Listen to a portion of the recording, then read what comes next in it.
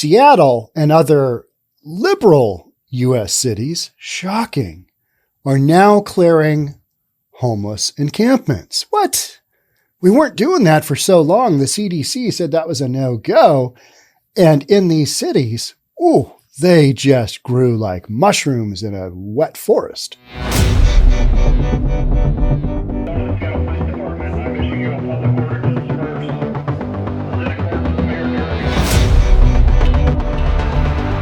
And here we are on the other side of the whole COVID deal, the whole Rona thing. And our homeless encampments have just overtaken streets in downtown cores.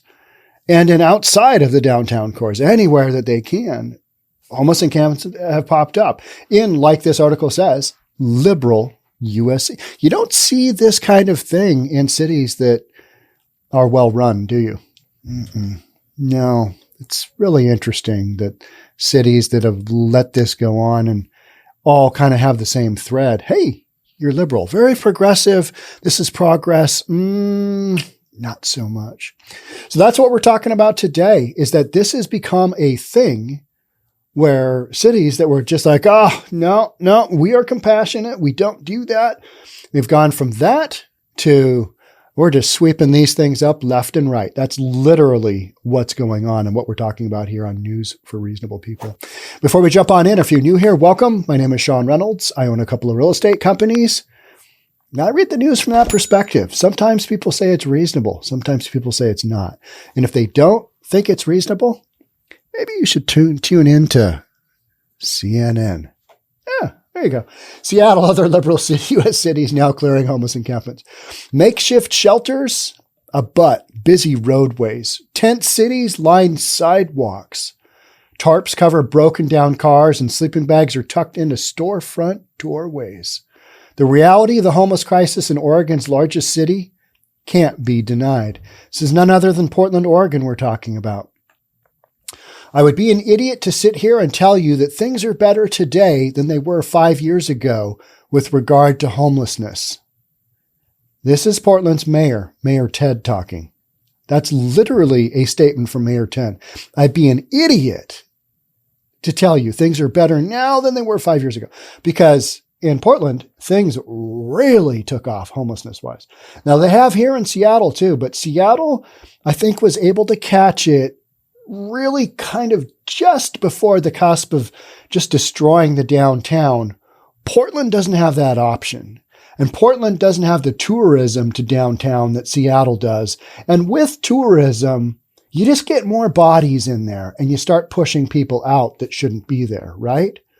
It's one of the things, there's a commentator here in Seattle, Dave Ross, and he was saying, hey, if you played high school varsity basketball or if you rode on the crew team, go down to downtown Seattle and just hang around, walk around. He's basically implying that we need to have more normal people and make them big. And that's what I've always said. If you're going to walk around a dangerous environment, be bigger than smaller. That's just how this goes. There's a lot to be said for that. Now, big relative to a gun, yeah, you're not going to win that.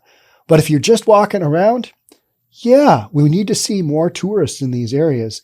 And because of the way Portland's set up versus the way Seattle is set up, people come into downtown Seattle on cruise ships, not so much in Portland. In Portland, you come into Portland on like I-5. And so even before you get to Portland, you are met with the what I just described, the tarps covering broken down cars, sleeping bags, doorways, sidewalks, just absolute train wreck in Portland, right? As COVID-19 took root in the U.S., people on the street were largely left on their own, with many cities halting sweeps of homeless camps following guidance from federal health officials. The CDC just said, don't do sweeps. The lack of remediation led to a situation that has spiraled out of control in many places, but not all. Now, I've talked about going to Oklahoma City, and I was, with my dad and my mom, who've not been back to Seattle, where they lived for years and years and years as I was growing up. They haven't been back to Seattle.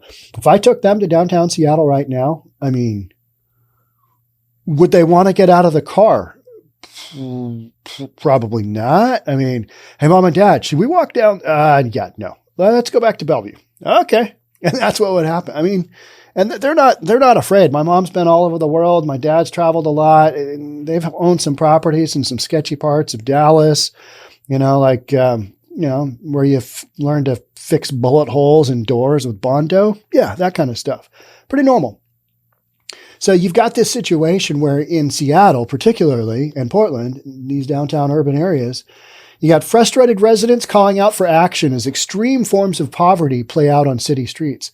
Okay, there is some extreme forms of poverty, and there are more than, a few different kinds, but a lot of what we are seeing in the streets are people who are making lifestyle choices to be there because of their addictions. They don't want to get help.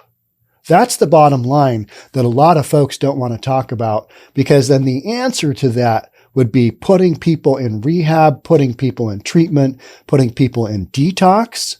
And guess what? It's damn near impossible to do unless you are able to somehow force these people to go in. Because the people that are running around homeless in downtown areas, they're in deep. They're in deep, right? I mean, they just are. You just look at them and you go, oh, yeah, not dealing with a full deck of cards. Wheeler, Mayor Ted Wheeler, has now used emergency powers to ban camping along certain roadways and says homelessness is the most important issue facing our community, bar none. Increasingly in liberal cities across the country where people living in tents in public spaces have long been tolerated, leaders are removing encampments and pushing other strict measures to address homelessness that would have been unheard of a few years ago. Even like a year ago, this would have been a hard no-go. But it's gotten to that point where things have gotten so bad that leadership is like, okay, I know we said we weren't going to do this during our tenure as leadership, but we got to do something. This has gotten really bad. Really bad. We got to sweep these encampments out. And that's what they're doing.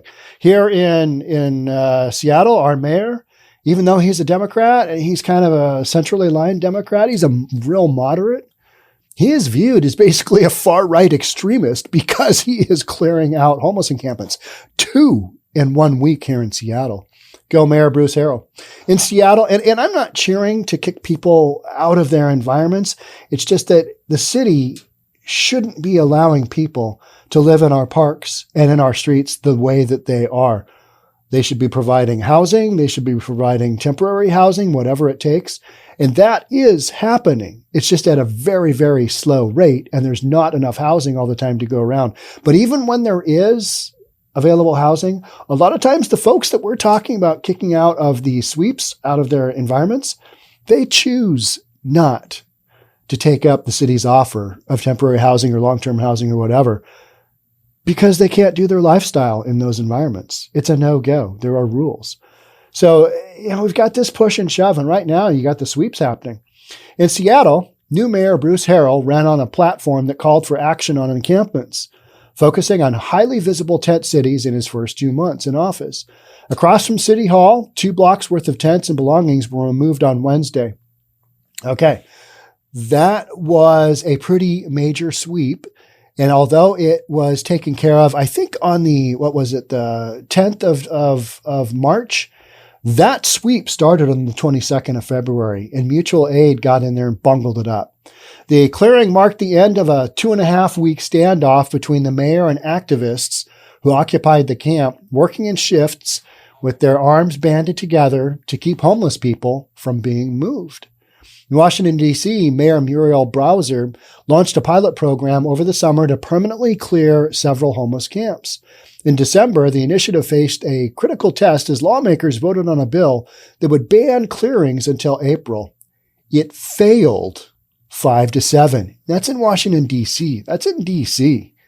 So you got Seattle, you got D.C., you even got Portland admitting to the fact that things are wildly out of control. I don't know what Portland's going to do. I don't know. What a mess that the police down there have to deal with. All right. So here are 5 fun facts that you probably didn't know that are positive aspects of when you sweep out a homeless encampment. And this is from information sent to me directly from one of Portland's finest. So here we go. All right. I did the podcast on wave after wave of rats came out of the homeless encampment and sweep on Mercer Street and Dexter Avenue North in downtown Seattle. Like there's literally videos of just waves of rats leaving this encampment when they clean it up. So one of the first things that happens is stuff leaving the encampments. When these encampments get taken care of, it ceases to do that. And these rats, like, what about the disease that they carry? I mean, that's just what rats have. It's not like just, your normal forest animal. These are rats running around, and they live in all the debris and garbage in a homeless encampment. And then they go elsewhere when they get kicked to the curb along with the people that were once living there. So the second thing is that you reduce the amount of garbage in an area that causes the tents to all go up in flames. You got more garbage, you got more fuel to fire those, to feed those fires that just boom, go up. When you hear of a fire just jumping from tent to tent in a homeless encampment, oftentimes that's because of the amount of stuff in the tent that just catches on fire as well. So it's like thinning a forest. You got less garbage, you got less fuel. All right. You've got before you go in to give somebody Narcan, if you're a cop and you've got a report of somebody that's overdosing, you're trying to get them help. You're maybe trying to get them trying to get them to an ambulance, whatever you're doing. Cops got to go in first, right? And in the amount of time that it takes to clean out the homeless encampment of said exposed needles, because they've got to have a clean working.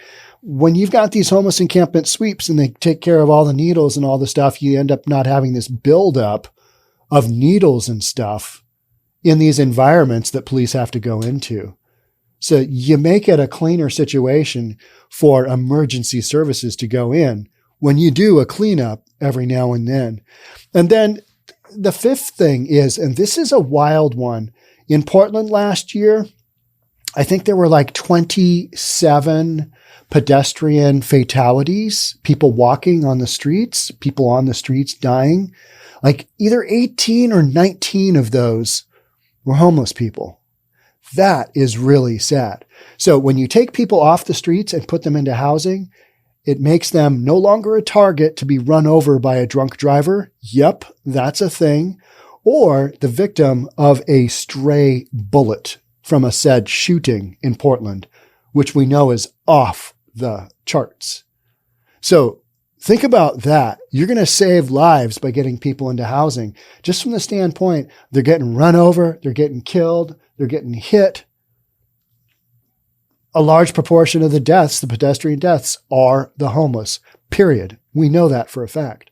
So there's a fun fact. So when you clear people out of these encampments, you're actually providing them a service on a lot of these fronts. Yes, you are disrupting their environment, but their environment relative to what I just described ain't all that great. If you got rats living in your environment, that's not the way human beings should be living, but they are in a lot of these liberal cities. And that's just what we're doing. In California, home to more than 160,000 homeless people, cities are reshaping how they address the crisis. The Los Angeles City Council used new laws to ban camping in 54 locations.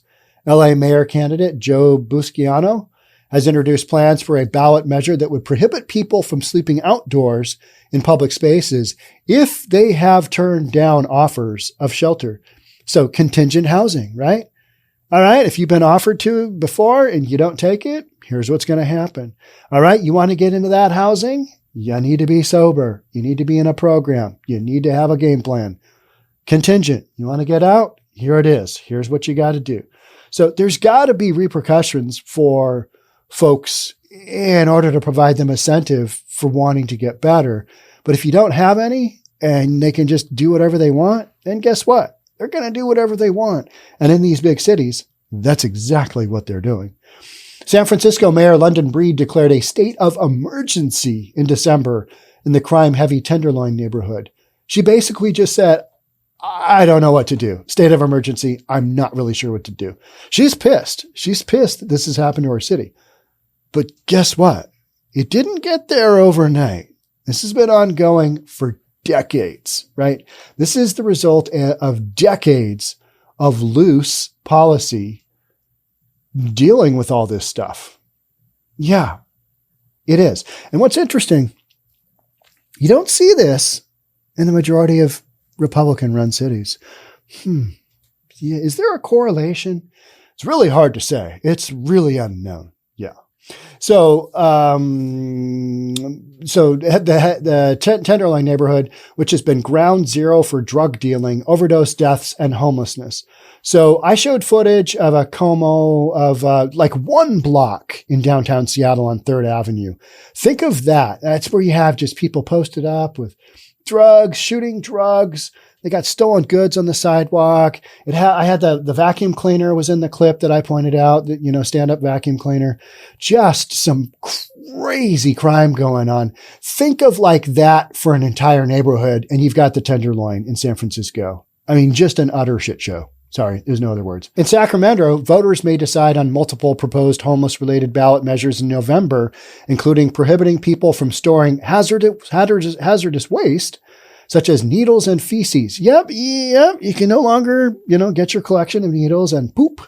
You can no longer keep that. That's got to go.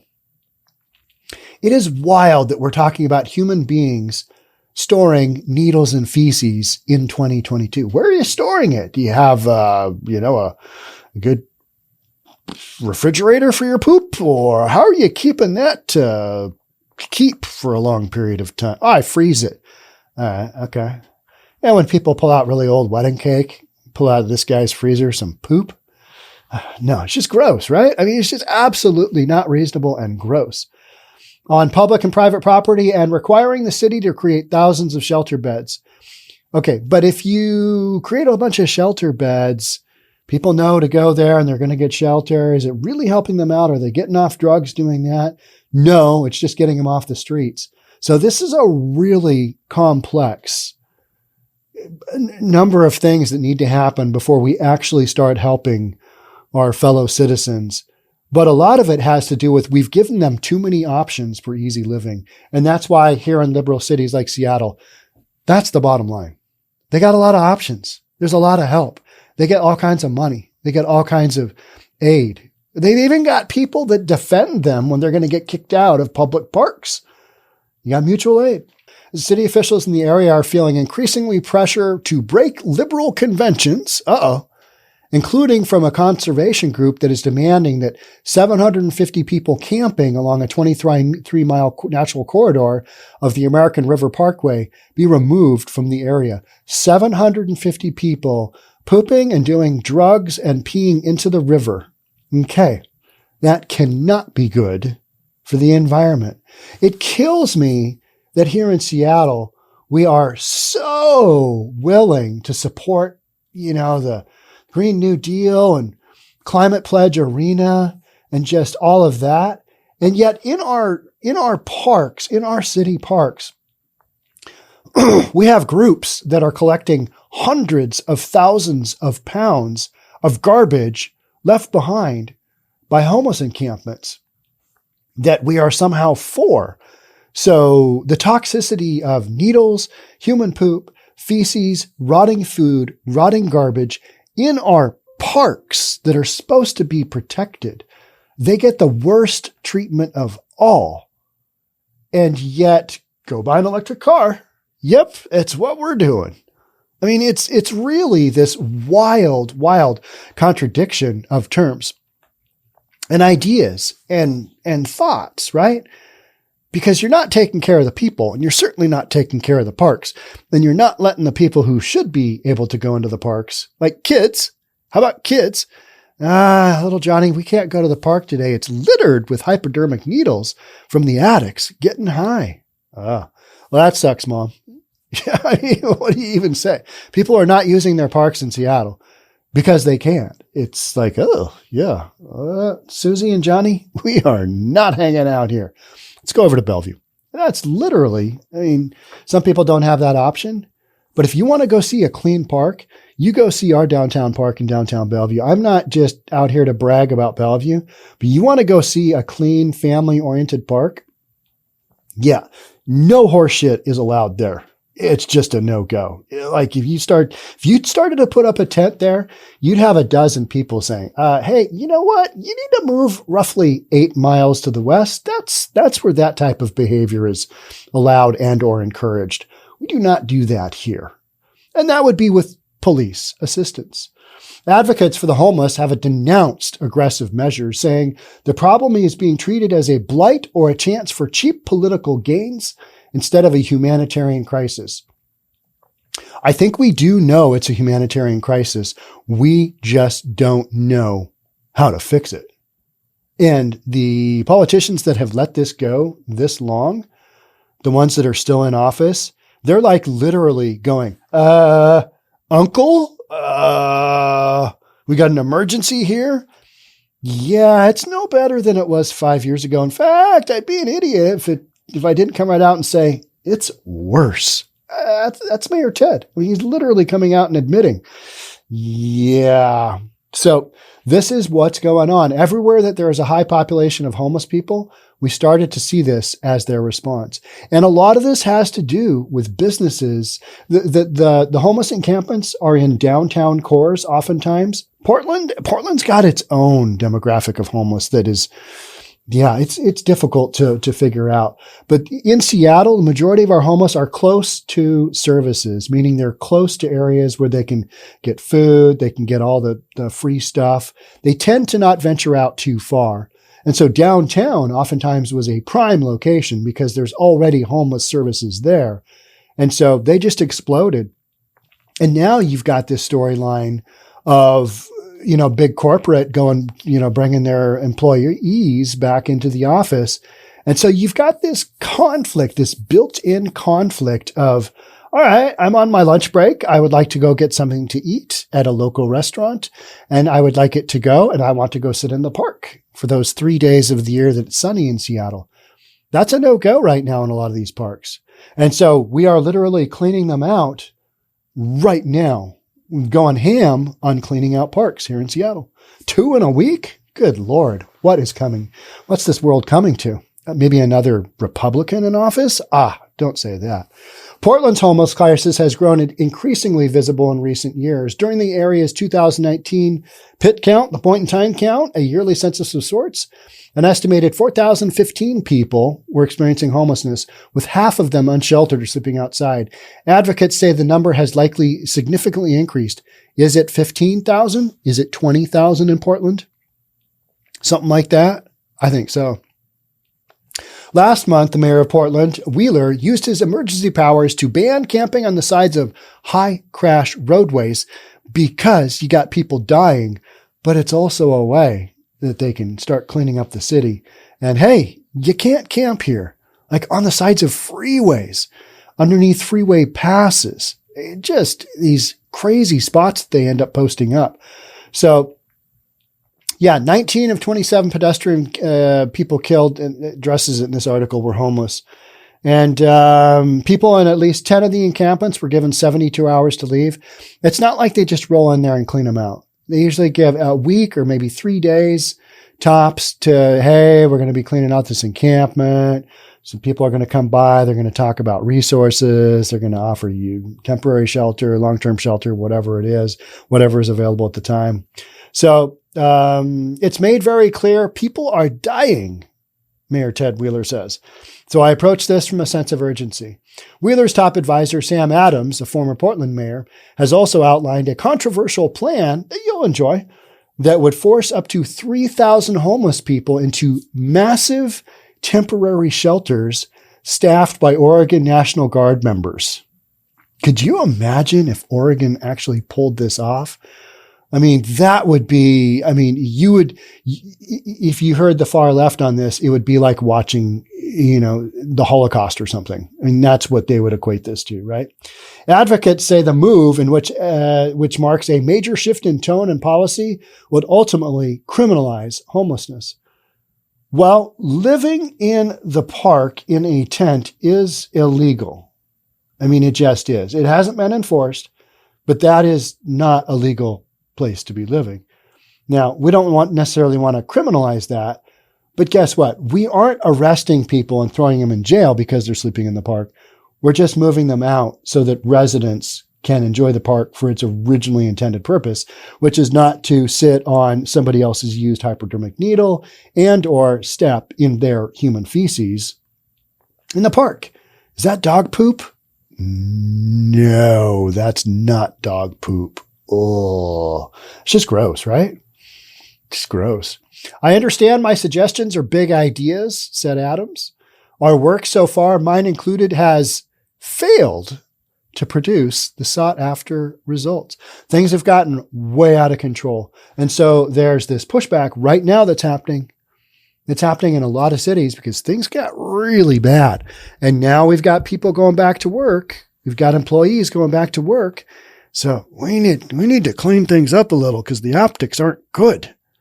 And we've been screaming that the optics aren't good for years because they're not. Letting people live just willy-nilly wherever. That is, that's not the way to go. Let's see what else we're doing. So that's what happened in left-leaning Austin. Wait a minute. Okay, let me back up. Oregon's Democratic governor rejected the idea, but Adams says that if liberal cities don't take drastic action, ballot measures that crack down on homelessness may emerge instead. I think that's what you're going to see. I think that's what it's going to take. That's what happened in left-leaning Austin, Texas. Last year, voters there reinstated a ban that penalizes those who camp downtown and near the University of Texas, because we need to keep the optics. Over there, UT is over there. Yeah, not so much. Yeah, no, not so much there. That's going to be hard recruiting kids if, you got the whole. In addition to making it a crime to ask for money in certain areas and times. Yeah, no panhandling here. It's parents' weekend at UT. So, you guys got to move on. Go to over there. People who work with the homeless urge mayors to find long-term solutions such as permanent housing and addressing root causes like addiction and affordability. Instead of temporary ones, they say will further traumatize and villainize a vulnerable population. Okay, but there's a happy medium in there somewhere.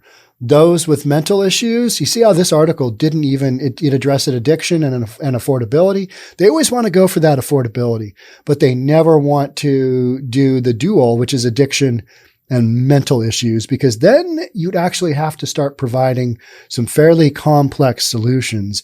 You'd actually have to start working with people on what their individual problem was, which is what should be happening and what used to happen when we incarcerated people who were a danger to themselves and to the public in either jails or mental institutions.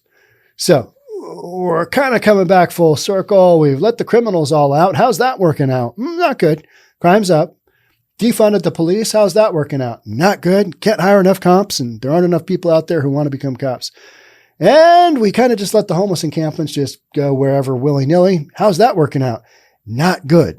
Because even in liberal cities, we're having to got to do a little cleanup. Don't tell anybody. This is going to be awkward, but we got to sweep these folks out. Oof, good Lord. What are we even doing?